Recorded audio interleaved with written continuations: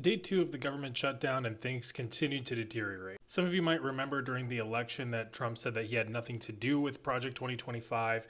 And then, of course, whenever he got elected, a bunch of 2025 folks got added into the government. Now, look, I'm not a tinfoil hat kind of dude. That's just not me.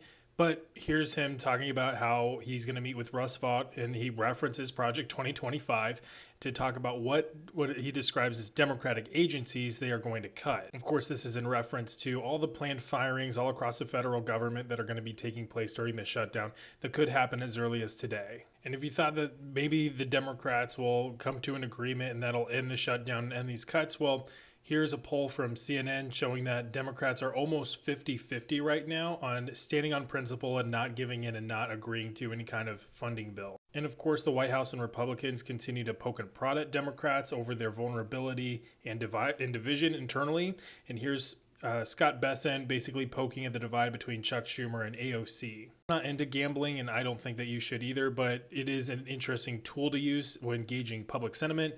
So here's Polymarket basically showing that there's a 40% chance that this lasts more than 2 weeks. Again, it's not a perfect data point. It's really more anecdotal and a conglomeration of anecdotes from people that are willing to gamble, which, isn't always accurate, but it's something. And then speaking of the firings, again, here's Representative Tim Cole saying that the jobs in his state will be fine, the federal jobs in his state, that is, but the folks in Maryland and D.C., who he describes as taking up bureaucratic roles, are in trouble. And this is where I need to come clean, because I have some personal and professional experience with this situation. My last job was in a contract supporting OPM, and we had a front row seat to whenever Doge was making its cuts. Publicly, they described the people that they were firing as being divisive Democrats and bureaucrats and really just useless. But folks, I work in cybersecurity. The people that I'm working with are very intelligent, and they're not useless people, and they're certainly not bureaucratic. And they absolutely ransacked and gutted a lot of the IT teams, a lot of the cybersecurity teams,